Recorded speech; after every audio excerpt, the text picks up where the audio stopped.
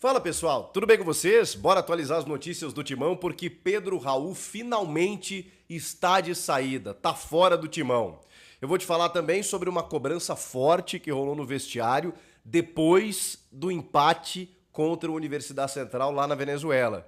Será que pode mexer com os brios para o jogo da volta? E a escalação para domingo? Jogo contra o Guarani, Timão já classificado. O que está em jogo nessa partida?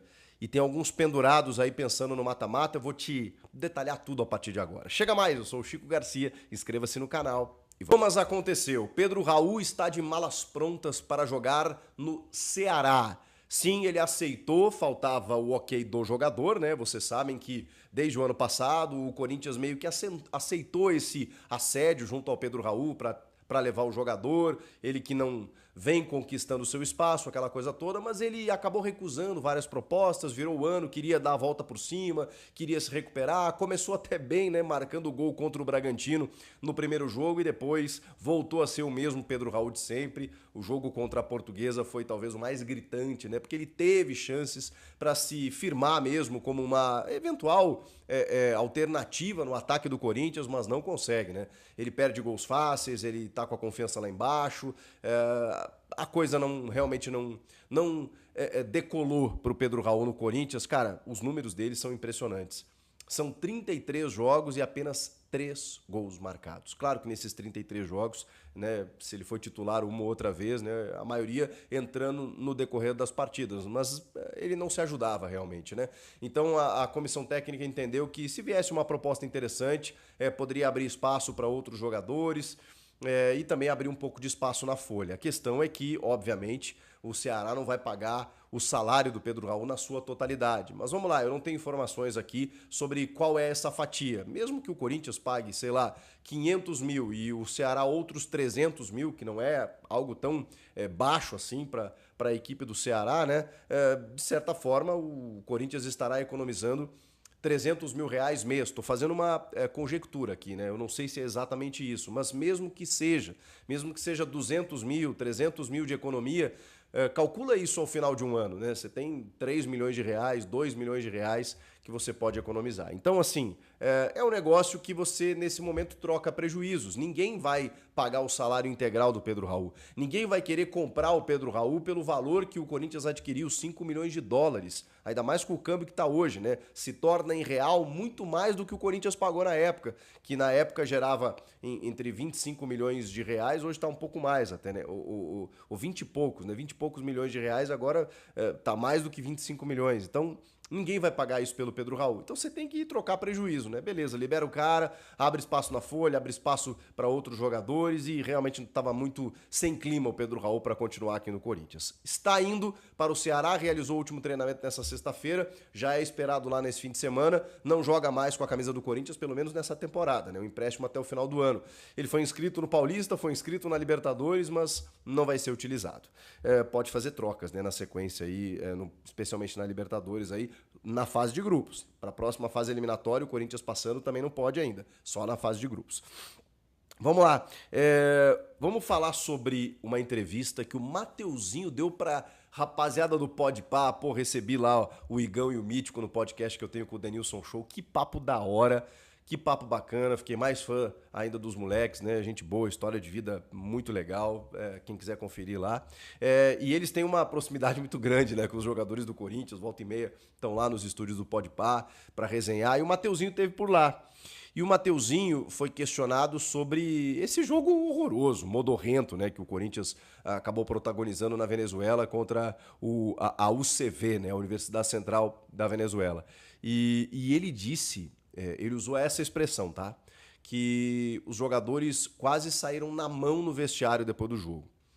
Depois ele até ponderou, né? Não, quando eu digo quase saímos na mão é que, cara, a cobrança foi muito forte. E essa cobrança tem que existir. A gente não ficou satisfeito. Então, o que eu imagino? Eu imagino que assim, algumas lideranças do elenco, e a entrevista do Hugo Souza, por exemplo, ela deu esse sinal que, cara, não podemos jogar desse jeito. O próprio Ramon disse, pô, os caras deixaram de correr no segundo tempo, então o bicho pegou. Claro, não em termos violentos, em termos de vias de fato, a gente não sabe o que acontece no templo sagrado do vestiário. Mas para o jogador revelar isso naquela conversa ali, onde eles se sentem muito à vontade, com amigos, né, com a rapaziada do Podpah, o Mateuzinho revelou esse ingrediente de que, cara, a cobrança foi... Irmão, do tipo, o que tá acontecendo? Esse não é o Corinthians, a gente não pode dar esse mole. E aí isso me dá um sinal de verdade muito positivo, porque é o que tem que acontecer.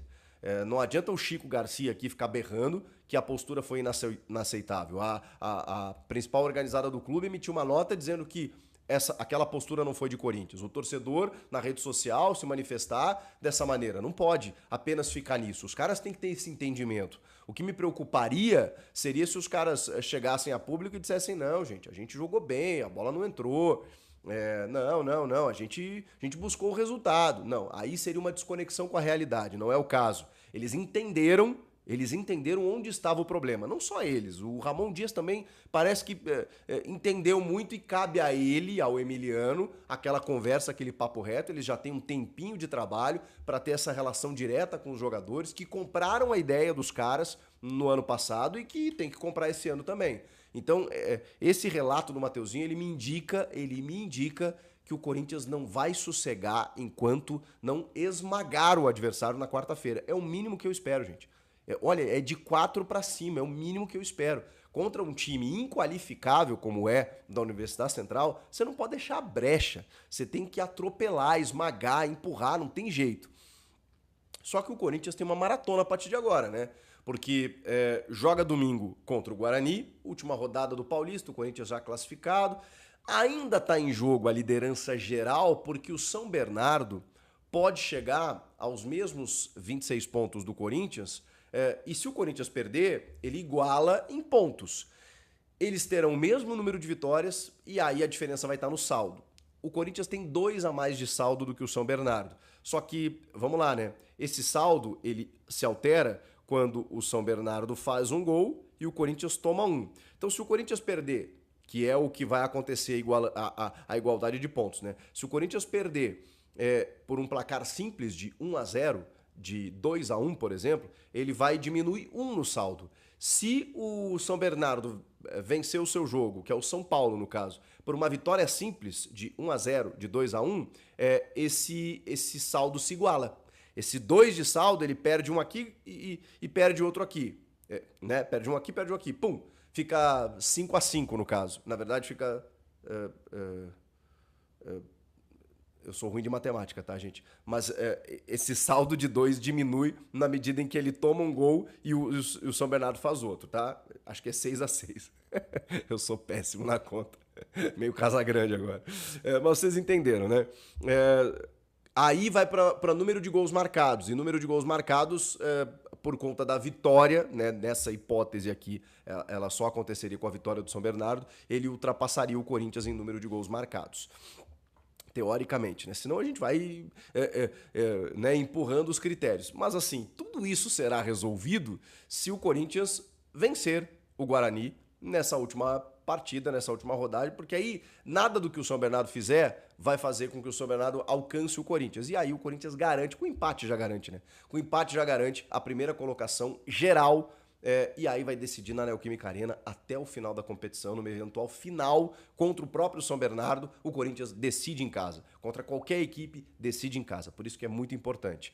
Só que aí, na quarta-feira, já tem o jogo de volta contra a Universidade Central. E aí é força máxima, aí é superpotência para poder vencer e golear. Só que aí no outro final de semana já é jogo das quartas de final contra o Mirassol, que pode ser no sábado ou no domingo. No sábado vai ficar apertadinho, né? No domingo vai ter um tempo maior. Só que na outra semana já tem a outra fase eliminatória, o Corinthians passando, né? E a gente espera que passe, contra um time equatoriano. Ou o Barcelona de Guayaquil, que deve ser, ou é o Nacional, também do Equador. E o primeiro jogo é fora. Então, se ele jogar no domingo, ele já tem que meter marcha na segunda-feira pro Equador, terça-feira treinar lá e quarta já jogar. Se jogar no sábado, vai ser mais de boa, porque aí ele tem domingo ainda para descansar, dar uma treinada, viajar na segunda, vai ter um dia a mais de preparação. Então, tudo isso vem pela frente agora nos próximos dias para o Corinthians. Último jogo agora do Paulista na fase de grupos. Na quarta-feira, o segundo jogo contra a Universidade Central da Venezuela, pré-Libertadores. Final de semana que vem, do dia 1º ao dia 2 de março, quartas de final do Paulista contra o Mirassol. E na outra semana já começa a disputa da pré-Libertadores contra um time equatoriano. E aí depois vem, se o Corinthians avançar, semifinal de Paulista. Irmão, aí é toque de caixa, loucura. O time que vai a campo no domingo, ele é uma incógnita, né? Mas o que a gente tá imaginando? Pô, entre esses jogos aí da pré-Libertadores, que o Corinthians agora não vai poder esmorecer, né? Porque se tivesse encaminhado a classificação goleando os caras na ida, poderia relaxar na volta, não é o caso. Então, vamos lá. Donelli no gol, eu tô imaginando, tá? Léo Maná na direita, dupla de zaga, Kaká e Félix Torres, uma dupla reserva, com o Matheus Bidu na esquerda, que nesse momento é reserva. Depois eu vou fazer minhas ponderações, tá? O meio de campo, para manter o losango, o Ranieri tá fora, tá machucado. Rian, abrindo o meio campo, Maicon por um lado, Charles por outro, Coronado na ponta do losango. Ataque com Thales Magno e Héctor Hernandes. É o que pode ser feito nesse jogo, utilizando reservas, alternativas e descansando os titulares. Tem algumas situações aqui. A gente está falando de alguns jogadores pendurados e que podem desfalcar o time já contra o Mirassol na primeira partida, na partida das quartas de final, que é jogo único, na Neoquímica Arena. A dupla de zaga, Kaká e Félix Torres. Será que ele muda exatamente por isso? Dá uma chance para o Renato, por exemplo? Ou coloca o João Pedro? O João Pedro não está pendurado, mas ele é titular. Ok, ele tá bem, né? Garotão, tudo. Se ele tiver em condições, beleza, mas você pode desgastar o cara 3 dias antes de um confronto importante pela pré-Libertadores. Mas beleza, a dupla seria Kaká e Félix Torres. Ah, mas bota o André Ramalho, já que o Félix Torres daqui a pouco pode ser titular ao lado do João Pedro. Só que o André Ramalho também tá pendurado. Então, tem 3 zagueiros aí que tem 2 cartões amarelos. Tomando o terceiro, eles não jogam contra o Mirassol. Isso também vai ter que ser estudado pela comissão técnica aí do Ramon. O José Martínez, que eu nem tô cogitando, porque vai ser titular, ainda mais com a lesão do Ranieri, ele também tem 2 amarelos. Então, segura o José Martínez. Outro que tem 2 amarelos, o Rian. Só que aí, ele pode tirar um volante, ele pode fazer um meio-campo com o Maicon e o Charles e o Coronado, 3 meio-campistas e 3 atacantes. Até porque o Guarani, o Guarani ainda tá vivo no grupo do Santos, né? Tá vivo buscando classificação, vai ter que jogar.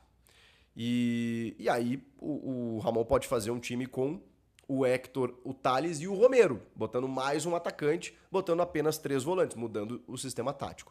São as opções que ele tem, dos pendurados, né? Kaká, Félix Torres, André Ramalho e José Martínez, além do Rian. São esses pendurados. Se ele não colocar, é mais, é mais protegido, né? Você não colocar esses jogadores pendurados. Ao mesmo tempo, ele não tem muitas opções na defesa, né? Dá chance pra molecada na zaga aí, pro Renato, enfim. E na esquerda, eu botei o Bidu aqui, que hoje é reserva dele. Bota o Palácios, né? Bota o Palácios. Pelo amor de Deus, cadê o Palácios? Eu não sei. Vamos ver. Depois do jogo, tem live aqui no canal. Comenta aqui, inscreva-se no canal e eu volto na próxima. Tchau!